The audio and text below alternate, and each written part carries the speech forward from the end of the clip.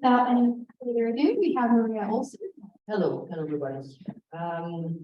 So I've been involved with the Indiana Community Garden for the last 10 years and the Chevy Chase Food Forest, or since it started just one year and a half ago. So what I'm going to be talking to you today is about food forest. Food forest, why, what it is, and why it's important to have it in our community. So what is a food forest? So basic definition, it's a diverse planting of edible plants that attempt to mimic the ecosystem and pattern found in nature. It's also called a garden forest or a perennial polyculture.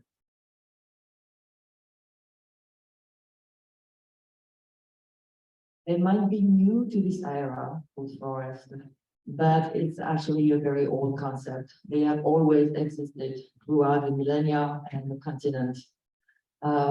People would go in some part of the forest and would forage, and they would extend that part to make it even more productive.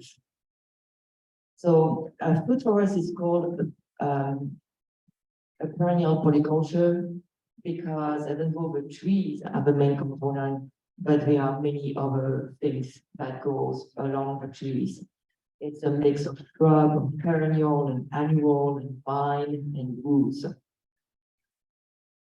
So in recent decades, concern about climate change and food insecurity gave rise to the permaculture movement. So permaculture brought back the idea of food forest and provided a concept to design them. So what is permaculture? Permaculture is a lot of things, but a quick definition. It's a design for creating a sustainable environment, taking in consideration the relationship between all the different elements. So the food forest mimics the nature. It's based on the observation of nature, and you walk with nature instead of against it. It's a very holistic system. It takes advantage of what any land has to offer, and you walk with that land. It uses the spaces to its biggest advantage. So, as you could see in the picture, a food forest garden and a traditional garden look a little bit, quite a bit different. Traditional garden, you have more organized row. In nature, lines do not exist, straight lines do not exist. So a forest garden really mimics the pattern that you find in nature. It provides not only food, but shelters for pollinators, for insects, for other animals. It creates a very large biodiversity. It becomes a largely self-maintained garden in the long run.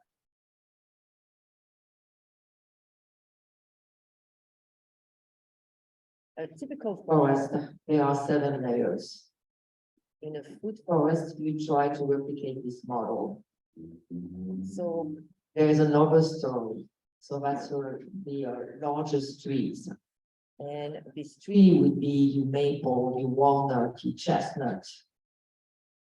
Under this other story, you have the trees that can grow beneath it, can benefit from the shade. For example, in the community garden, we planted pawpaw trees under the oak trees that were already present because they like the shade. So the understory trees are all the fruit trees. The plum, the persimmon, the mulberry, pear, the apple. Then there's a shrub layer. So the shrub is a multiple stem, woody perennial. And they include all the blueberries, the gooseberry, the currant. This kind of shrub like the sun. So in a thick forest, as the forest matures and the tree grows, you might have to move that, but it's not so much of a problem. You can move.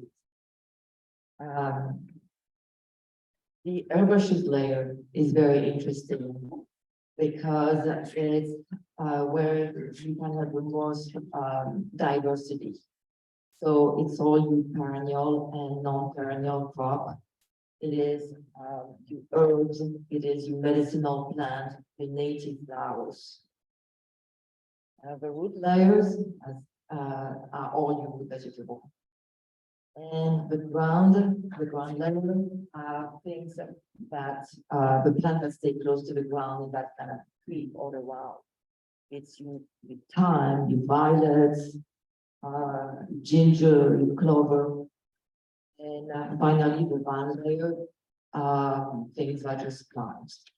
So when you design a food forest, you try to include all these elements. So it's a very holistic system. A special note on the herb layer.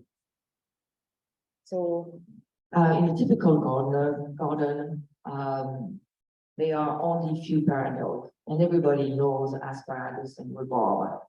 But there are so many more perennials that you can use in the garden. And the food forest takes advantage of that. Have you ever heard of groundnuts? I just heard recently about them. They have a tremendous potential. Air potato, did you know that you could grow potatoes on the vine that goes in the air? That also another incredible potential.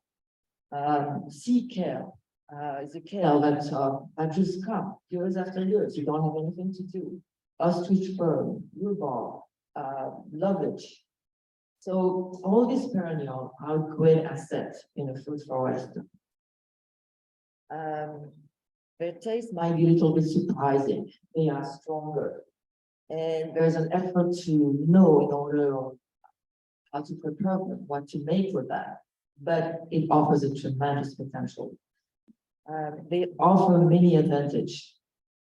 Since you don't have to plant them every year, they protect and build the soil. They require much less work, and they extend tremendously the harvest season. Some disadvantage, that could also be an advantage. They tend to take over. So it's super productive and could take over. They are slow to establish, and they could be prone to certain disease because of lack of propagation. So there are many benefits for food forest. It helps protect the soil, conserve water, require less work, make use of a shade, and offer an abundant harvest for a long, long time.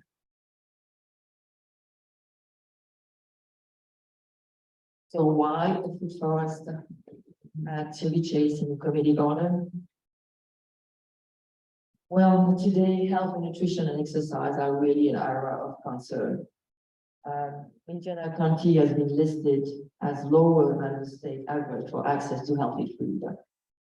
So fresh food and free food available in these kind of spaces provide a taste of naturally grown organic food, extremely nutritious and flavorful. And development of this forest can encourage people to eat more healthy food. Food security is a very important component. A public forest is an excellent way to achieve food security for a neighborhood. People who know how to grow it and have it freely available nearby are more secure than those who do not. Educational opportunities. Food forests create a focal point in the local community, a place where people can gather and interact, can harvest, and enjoy a natural setting. They are also very children-friendly. Wonderful sensory garden where children can simply interact with the space. And we have the food forest at Back Park in a Chevy Chase close to a children's garden. So it's a really good connection. And of course, it has a lot of environmental benefits. A little bit of background on the ICG Food Forest. It was started 2 years ago under the guidance of a landscape architect, Bob Egg.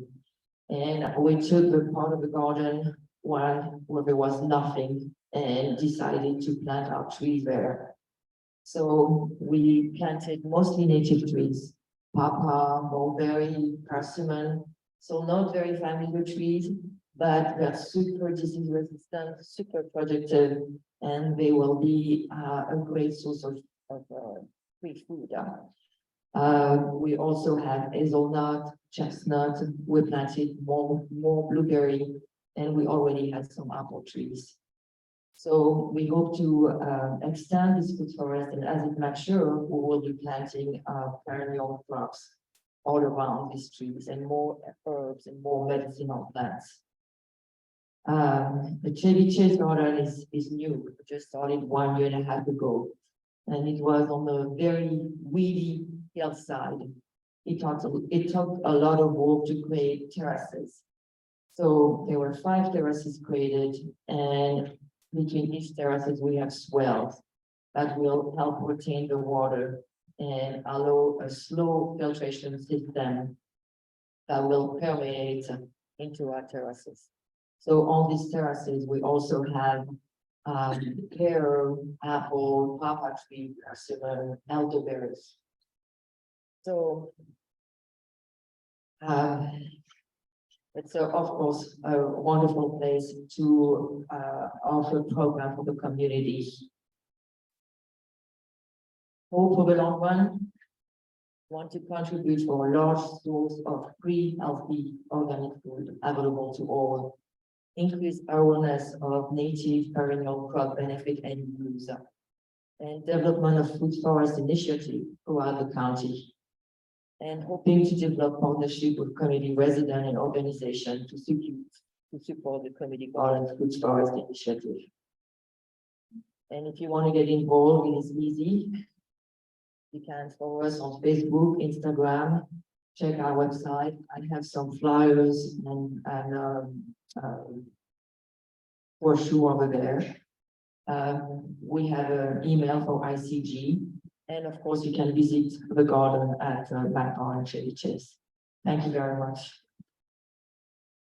All right, make sure you go over and check out the table. She has a lot of full information materials up there.